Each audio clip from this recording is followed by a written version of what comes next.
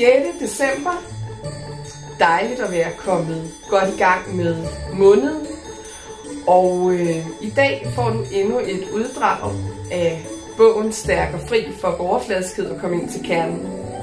Mit navn er Anita Hummelshøj Mikkelsen. Jeg er klog kone, spirituel livsmentor. Jeg er nutidsheks.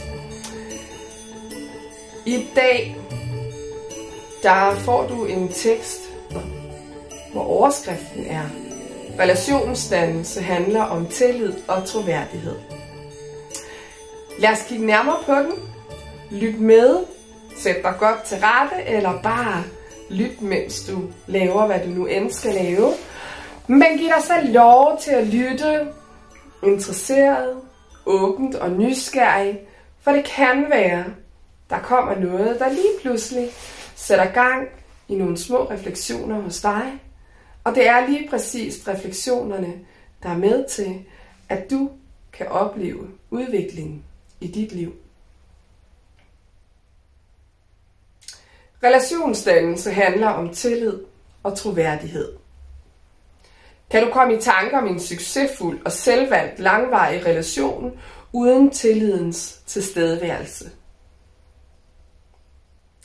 Det kan jeg ikke, for sådan en relation er i sig selv alt for modsætningsfyldt. Succes er svært at skabe, hvis vi ikke har tillid til den, vi skal skabe succesen sammen med. Du begynder med din egen familie. Har du søskende? Kan I skabe en succes sammen uden at have tillid til hinanden? Eller kan du være sammen med din partner uden at have tillid til ham eller hende? Kan du have et langvarigt venskab uden nødvendigvis at have tillid til din ven? Kan du have et godt kollegialt fællesskab, hvis ikke tilliden er til stede? På en større skala gælder det også mellem virksomheder og endda mellem nationer.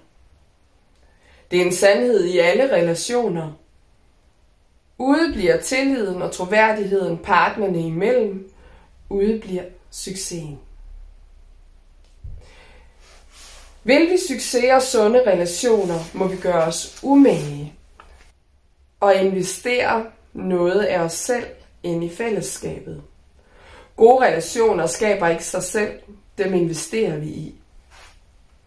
Vil du den gode relation, er du nødt til at tage dig selv alvorligt og være klar over, at du skal have noget at byde ind med.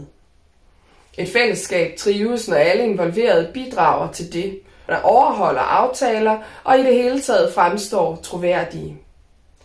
Stopper vi med disse bidrag, vil fællesskabet opløses over tid. Tillid og troværdighed er på alle niveauer i samfundet og i livet essentielt for, at vi kan lykkes med at skabe noget som helst. Er tilliden ikke til stede, vil den fejl eller det, du siger af ukorrekte ting, hurtigt blive til mistillid. Har vi fået mistillid til dig, tror vi ikke på noget af det, du siger eller gør. Selvom din intention er god, tror vi ikke på dig. Vi betvivler sandheden alene af den årsag, at det bliver sagt af dig, et menneske, vi ikke har tillid til. Opstår der mistillid til dig, skal du gøre en ihærdig indsats og fremstå troværdig for at genvinde vores tillid. I kommunikationen mellem parter, der har tillid til hinanden, kan du godt begå fejl og blive tilgivet eller sige noget forkert og få lov til at rette det igen. Det er muligt, fordi I gennem længere tid har fremstået troværdige og derved opbygget tilliden til hinanden, til fællesskabet og til relationen. I har med andre ord lagt plusser ind på hinandens menneskelige konti for overbærenhed og tilgivelse. Når først I har en tillidsfuld relation, som har varet ved i lang tid, skal der meget til, for at I begynder at føle mistillid. Det var dagens lille afsnit omkring relationer. Det at investere i relationer, det at have tillid til, og så det at være i tillid eller i mistillid. Og det at både blive mødt med samme eller at udsende signaler om tillid og mistillid.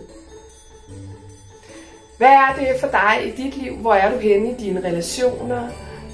Hvad er det, der sker? Gå på opdagelse i dig selv, i dit indre, i dine relationer, og især på tilliden.